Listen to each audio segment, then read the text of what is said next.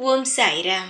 என் அன்பு செல்லமே, வாழ்க்கையில் நமக்கு பிடித்தது மாதிரி எல்லா விஷயத்தையும் அமைக்க வேண்டும் என்று நினைப்போம்.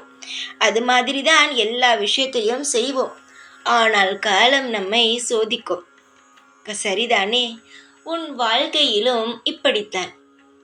எல்லா விஷயமும் சரியாகவே நடந்து கொண்டே இருந்தது. நீ நினைத்தாய் எல்லா விஷயமும் மாறிவிட்டது. இனி அனைத்தையுமே நம் வாழ்க்கையில் சாதித்து விடுவோம் என்று. ஆனால் அது அப்படி இல்லாமல் எல்லாமே மாறும் நிலையில் வாழ்க்கையையே புரட்டி போட்டு விட்டது.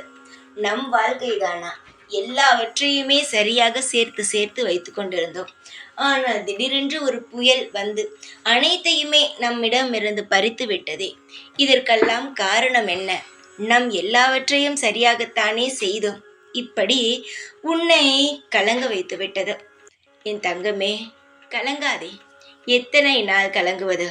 போன உறவாக இருக்கட்டும், போன பொருளாக இருக்கட்டும், நீ போனதை நினைத்து கொண்டே இருக்கும் பொழுது பாரங்கள் அதிகமாக இருக்குமே தவிர உன் கஷ்டங்களானது குறையாத. உன் கஷ்டங்கள் குறைய வேண்டும் என்றால் நீ எந்த இடத்தில் தோற்றுப்போய் நின்றாயோ, எந்த இடத்தில் எல்லாவற்றையும் இழந்து நின்றாயோ, அந்த இடத்திலிருந்து ஓட ஆரம்பித்துவிடு. நீ ஓட ஆரம்பித்தாய் என்றால் நிச்சயமாகவே உன்னுடைய வாழ்க்கையில் உன்னுடைய வெற்றியை பார்த்து விடலாம். இழந்தது இழந்து விட்டோம், திரும்ப பெறப்போகிறோம். புரிகிறதா? பெற்று விடுவோம். நிச்சயமாகவே உனக்கான சக்தி அதிகம். கடவுளுடைய சக்தியானது மிக மிக அதிகம்.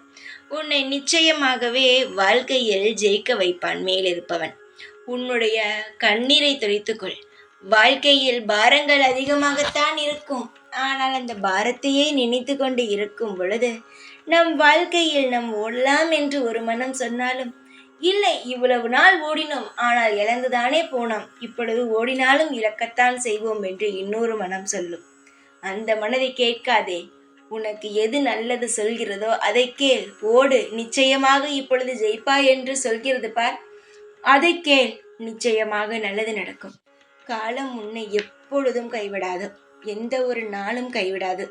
உனக்கான அதிர்ஷ்டமும் உனக்கான வாய்ப்புகளும் மேற்கொண்டு மேற்கொண்டு வந்து கொண்டு தான் இருக்கும். எந்த ஒரு நபருக்கும் இப்பொழுதுதான் வாய்ப்பு வரும், அப்பொழுதுதான் வாய்ப்பு வரும் என்று கிடையாது. திடீரென்று வாய்ப்புகள் வரும், திடீரென்று அதிர்ஷ்டங்கள் வரும். ஆனால் அதை பயன்படுத்தி கொள்ளத்தான் தெரிய வேண்டும். நிறைய முயற்சிகள் எடுக்கிறாய், எடு. எதுவுமே உன்னை தோற்று போவதற்காக அல்ல, உன்னை சாதிக்க வைக்கத்தான். முயற்சிகளை எடு.